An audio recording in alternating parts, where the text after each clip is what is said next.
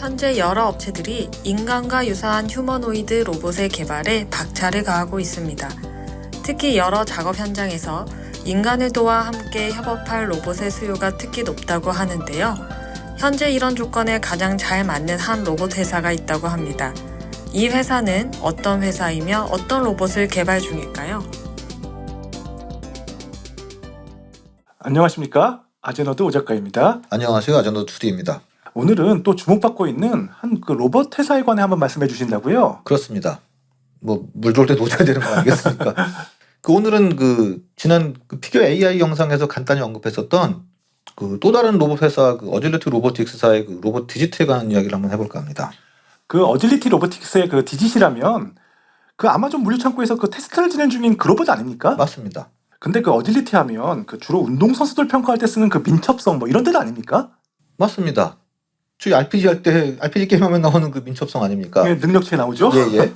그러니까 현재 이 회사의 로봇들의 모습을 보면 딱 떠오르는 게 일단 기존 로봇의 이동성 한계를 해결해서 기계가 인간을 위해 설계된 환경에서 작동할 수 있도록 한다는 그런 취지잖아요. 그렇죠. 그런 의미에서 민첩하고 빠르다고 그런 빠릿빠릿하다는 의미로 이렇게 지은 게 아닐까 생각이 듭니다. 그럴 수도 있겠군요.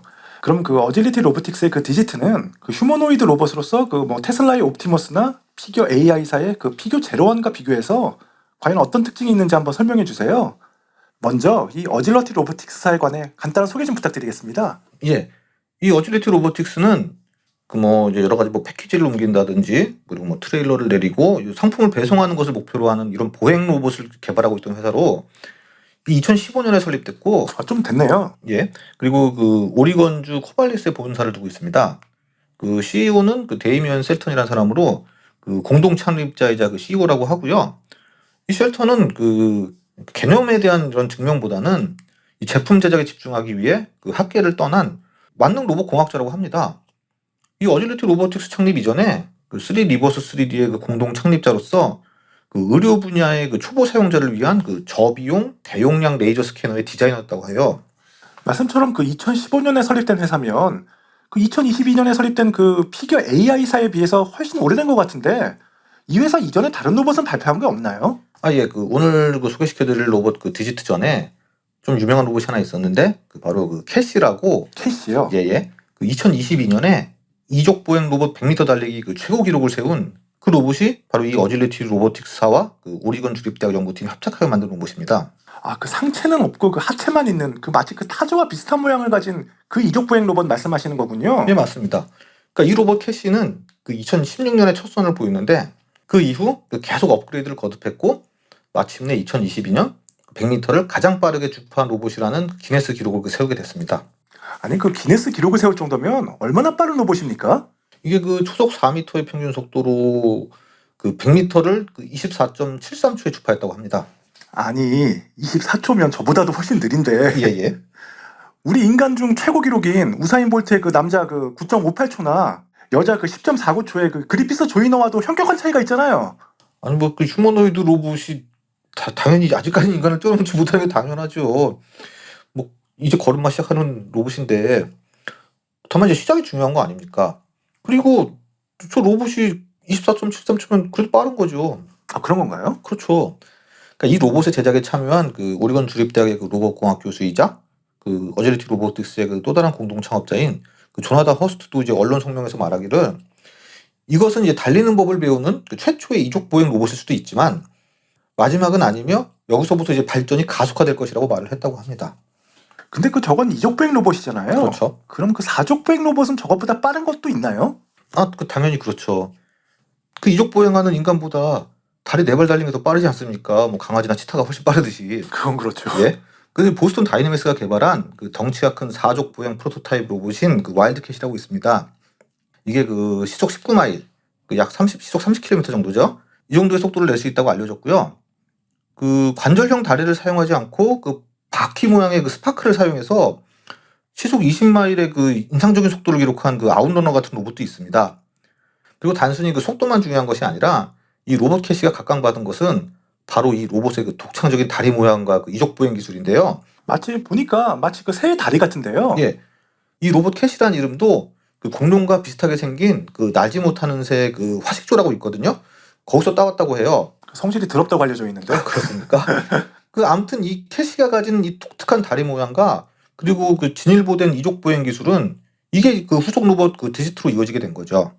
그래서 이제 안정적인 움직임과 그 계단을 오를 수도 있는 능력이 있는 거죠. 보니까 말씀처럼 디짓도 그 캐시와 다리 모양이 비슷한데요. 예, 맞습니다. 그럼 그 본격적으로 캐시의 후속 모델 그 디짓에 관해 한번 알아볼까요? 이 로봇에 간단한 그 재원 같은 건 나와 있는 게 있습니까? 예, 앞서 말씀드린 이 캐시의 직계 후손인 디지트는 키가 5피트 9인치, 그 약 175cm 정도고 무게가 140파운드, 그 약 64kg 정도입니다. 그리고 이제 그 최대 35파운드까지 들어올릴 수 있다고 되어 있고요.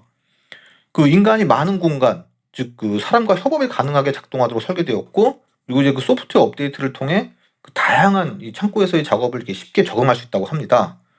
참고로 이 디지트는 2019년 처음 공개가 되었는데 지금의 모델과는 그 외형이 좀 차이가 있어요. 그 당시에는 그 머리에 그 센서 카메라만 부착되어 있고, 그래서 그 초기 모델은 이제 신장이 그 155cm에 무게도 그 42kg으로 이제 지금보다는 좀 작고 가벼웠죠. 진짜 알려진 대로 그 전형적인 인간을 도와서 그 물류 창고에 일하는데 특화된 로봇 같아요. 맞습니다. 이 외에도 이 디지트는 그 카메라, 그리고 센서 어레이 등 고급 감지 및 인식 기술을 갖추고 있어서 주변을 탐색하고 이제 주변을 이해할 수 있다고 해요. 그래서 이제 물체 조작을 위한 민첩성과 이 정확성을 갖춘 그 두 개의 로봇 팔이 있는데, 요거 보면은 그 특히 그 손이 그 테슬라의 옵티머스나 그 피겨 5원과는 다르게 철저하게 그 이제 실용적으로 물건을 잡고 들어올리는데 이제 특화된 것을 알 수 있죠. 아 진짜 그래 보이네요. 예. 근데 이 로봇 디짓도 그 옵티머스와 피겨 제로 1처럼 인공지능이 탑재되어 있나요? 그렇습니다. 이 디지트는 그 특히 그 챗GPT와 같은 거대 언어 모델, 그 LLM, 이거를 그 로봇의 인공지능에 사용하고 있거든요. 거대 언어 모델을 사용한다. 좀 이해가 안 가는데요. 가령 그 이런 식이에요. 그러니까 다양한 높이의 그 일련의 번호가 매겨진 이런 타워와, 그리고 그다음에 여러 특성을 가진 그 세 개의 상자로 구성된 그 데모 공간을 만들어 놓고, 마치 창고 같은데요. 그렇죠. 여기서 창고에서 일하라고 만들어 놓은 거니까. 그러니까 디지트에게 이 환경에 대한 정보만 입력을 제공을 하는 겁니다. 그 작업에 대한 구체적인 정보는 이제 제공하지 않고요. 그래서 이를 실행할 수 있는지 확인하기 위해 그 다양한 복잡성의 자연어 명령을 내리는 거예요. 예를 들어서 이렇게 가서 다스베이더의 광선검 색상의 상자를 집어서 가장 높은 타워로 옮겨라, 이런 식으로요. 저걸 진짜 실행 가능한가요? 물론 이게 그 프로세스가 이제 바로 즉각적으로 반응하지는 않지만, 그 초기 단계 데모에서 기대할 수 있듯이 그 다소 좀 느리고 좀 신중하지만 결국 로봇은 그 지시받은 대로 작업을 실행했다고 해요. 저 정도만 돼도 놀라운데요. 그렇죠. 그 회사는 이렇게 말을 했다고 합니다. 우리 혁신팀은 LLM을 통해 로봇을 더욱 다재다능하고 빠르게 그 배포할 수 있는 방법을 보여주기 위해 이러한 대화형 데모를 개발을 했고, 이 데모를 통해 이 사람들은 자연으로 디지트와 대화하고 작업을 수행하도록 요청하고, 이러면서 이제 미래를 엿볼 수 있다, 이렇게 얘기를 했습니다. 그 대단하긴 한데 저건 그 테크 데모 아닌가요? 제 기억에 이 로봇 그 언론에 그 시연회 비슷한 거 했던 것 같은데 그때 망신당하지 않았었나요? 네, 맞습니다. 이게 작년 10월경에 그 CNN의 그 특파원 그 베로니카 미라클이라는 사람이 있는데, 그 디지트에게 이제 음성 명령을 통해서 그 일련의 작업을 완료하도록 이제 지시를 했어요.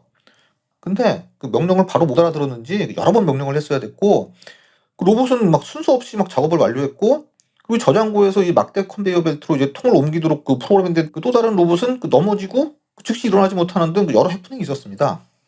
그런 거 보면은 아직 갈 길이 먼 것 같은데. 이게 또 그 안전 규정에 따라 이 인간은 디지트로부터 6피트 거리를 유지하는 등, 사실 이게 아직은 이제 완벽하게 당장 그 창고에서 일하는 데는 좀 제약이 있기도 해요.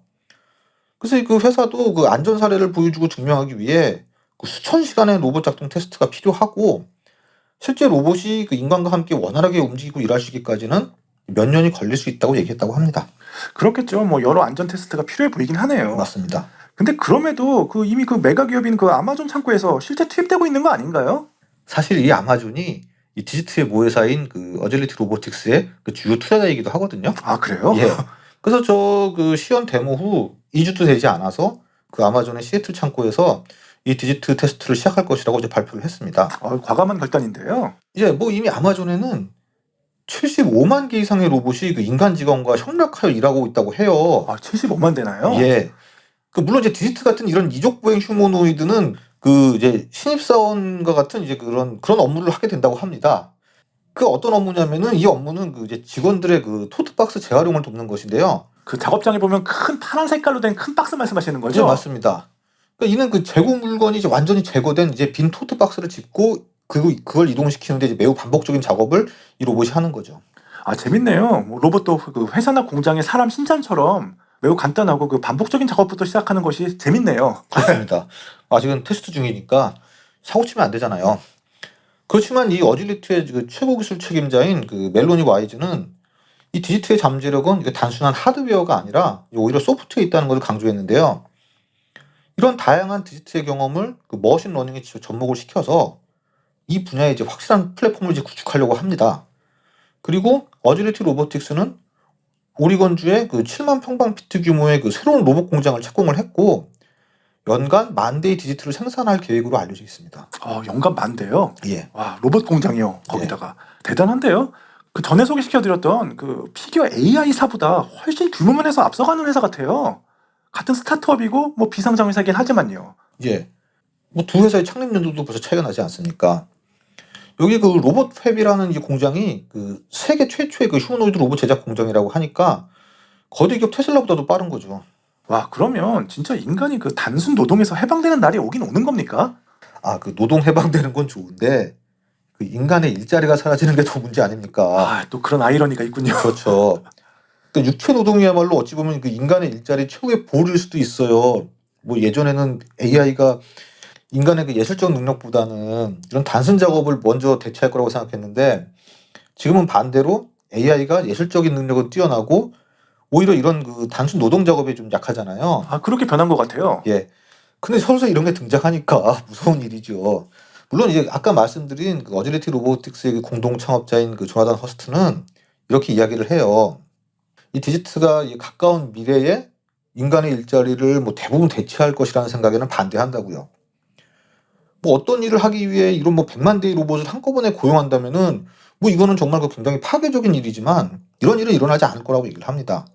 왜냐하면은 이러한 것들은 다 물리적인 하드웨어이므로 이런 거를 구축하고 확장하는데 시간이 오래 걸리기 때문이라고요. 결국 시간 문제라는 이야기잖아요. 공장도 크게 지으면서 뭔가 좀 이율 배반적인 말 같은데요. 예, 그렇게 얘기를 해야죠. 자기가 지금 만드는 게 인간을 위협한다고 어떻게 말을 하겠습니까? 물론 이게 아직은 이제 수많은 일자리가 존재하고 특히 뭐 하드웨어가 중요시되는 것은 이제 그만큼 대체하는데 이제 시간이 걸리므로 이제 문제를 푸는 시간도 이제 뭐 충분하다 이렇게 생각을 하고 싶지만 사실 말 그대로 정말 시간 문제긴 합니다. 무섭네요, 진짜. 예. 정말 그 인간의 노동 해방과 그만큼의 대가로 볼 수 있는 일자리, 즉 기본소득 문제는 서로 얽혀 있는 부분이 많은 것 같아요. 맞습니다. 기회 되면 이 부분에 대해서도 한번 다루도록 하겠습니다. 알겠습니다. 오늘 말씀 잘 들었습니다. 오늘은 그 미국의 또 다른 휴머노이드 로봇 회사 어질러티 로보틱스에 관해 한번 이야기를 나눠봤습니다. 유익하셨다면 좋아요와 구독 좀 많이 눌러주시고요. 저희는 다음 시간에 더 좋은 영상으로 찾아뵙겠습니다. 지금까지 아제노드였습니다. 시청해주셔서 감사합니다. 감사합니다. 자, 영상 유익하게 감상하셨는지요? 다음 시간에 더 재미있고 유익한 영상으로 찾아뵐 것을 약속드리며 좋아요와 구독 부탁드리겠습니다. 지금까지 아제너드였습니다. 편안한 일상 되세요.